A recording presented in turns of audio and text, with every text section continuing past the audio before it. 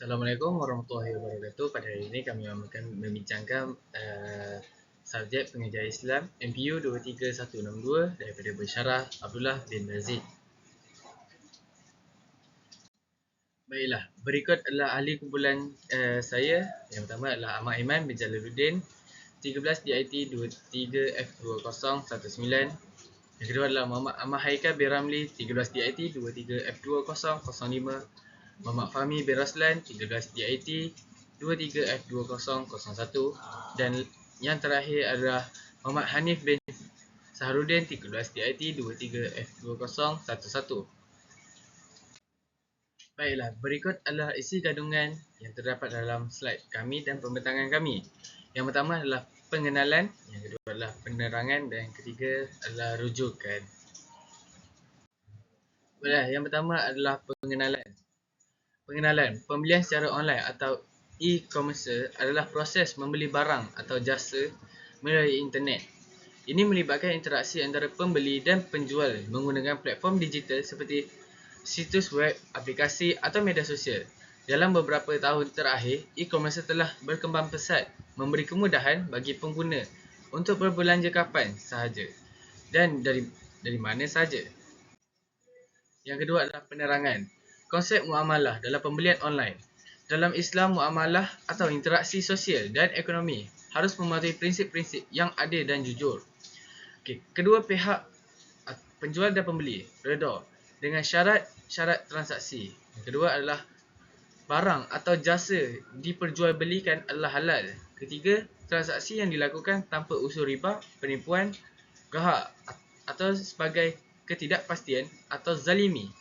Dan yang terakhir adalah informasi mengenai produk dan harga harus jelas, transparan dan tidak mengandungi kebohongan atau penipuan. Assalamualaikum warahmatullahi wabarakatuh. Nama saya Muhammad Fahmi bin Raslan dan nombor matrik saya 13 DIT 23F2001. Baiklah. Seterusnya, kejujuran dan transparansi dalam transaksi. Baiklah, apa itu kejujuran? Kejujuran merupakan salah satu nilai inti dalam Islam, baik dalam perilaku seharian ataupun dalam bermuamalah. Seperti dalam perniagaan online, kejujuran sangat penting. Apa itu transparansi? Transparansi atau nama panjang dia keterbukaan dalam perniagaan online. Berarti semua informasi yang relevan harus diberikan secara jelas dan tidak ada yang disembunyikan dari pembeli. Baiklah, kejujuran. Pedagang wajib memberikan deskripsi yang benar dan jelas mengenai produk atau jasa yang ditawarkan. Menipu atau memberikan informasi yang salah mengenai kualiti, kuantiti ataupun keadaan barang adalah haram. Rasulullah SAW bersabda, barang siapa menipu maka dia bukan dari golongan kami. Hadis riwayat Muslim. Baiklah. Harga yang ditetapkan harus jelas dan sesuai dengan kualiti barang yang dijual. Tak boleh ada unsur eksploitasi atau penipuan. Pedagang juga harus jujur tentang waktu pengiriman serta biaya dan kondisi barang setelah sampai di tangan konsumen. Maksudnya kat sini, kita perlu, kalau kita berniaga tu, kita perlu bagi tahu siap-siap barang tu harga berapa. Kalau dia ada expired date dia, kita kena bagi tahu bila expired date dia. Kita kena bersikap jujur lah. Seterusnya, transparansi. Semua detail produk seperti spesifikasi, ukuran, bahan dan kualiti harus diinformasikan kepada pembeli. Dalam sistem bayaran, proses pembayaran harus dilakukan dengan jelas dan terbuka. Pedagang harus memberitahu semua biaya yang harus dibayarkan oleh pembeli, termasuk upah atau ada tambahan lainnya. Pedagang harus memiliki kebijakan pengembalian yang jelas dan adil jika barang yang diterima tidak sesuai dengan apa yang dijanjikan ataupun dah rosak. Dalam konsep Islam, konsep khiyar, pilihan atau hak untuk membatalkan transaksi, memberi hak kepada pembeli untuk mengembalikan barang yang orang cakap defect lah. Jadi kat sini, biasa sekarang semua kedai dah kalau kita beli barang ada resit, jadi pembeli tahulah apa yang dia beli dengan beberapa harga. Jadi dia kat situ tak adalah isu penipuan dan sebagainya lah. Okay.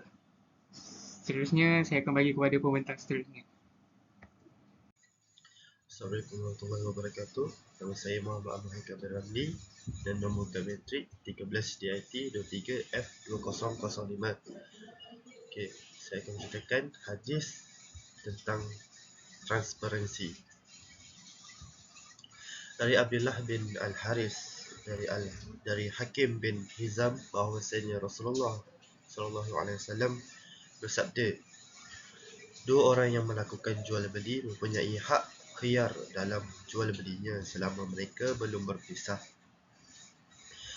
Jika keduanya jujur dan keduanya menjelaskannya transparan, nescaya diberkahi dalam jual beli mereka berdua.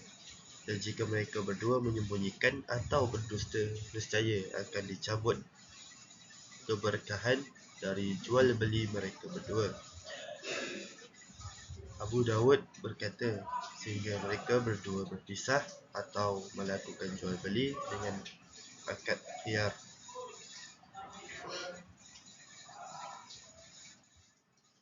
Hadis riwayat Al-Bukhari, Muslim dan Imam Ahli hadis lainnya. Assalamualaikum warahmatullahi wabarakatuh. Saya Muhammad Hanif bin Sarudin, nombor metrik F2011. Sekarang ni saya nak terangkan tentang rujukan. Okay, rujukan kami menggunakan website Jurnal Campus, Searchgate dan Muamalah Islam. Kami juga gunakan bahan-bahan luar seperti YouTube, Ustaz Zaidros, Ustaz. Seterusnya, kesimpulan. Kesimpulannya, dalam Islam, kejujuran dan transparansi dalam transaksi termasuk perniagaan online adalah kewajipan.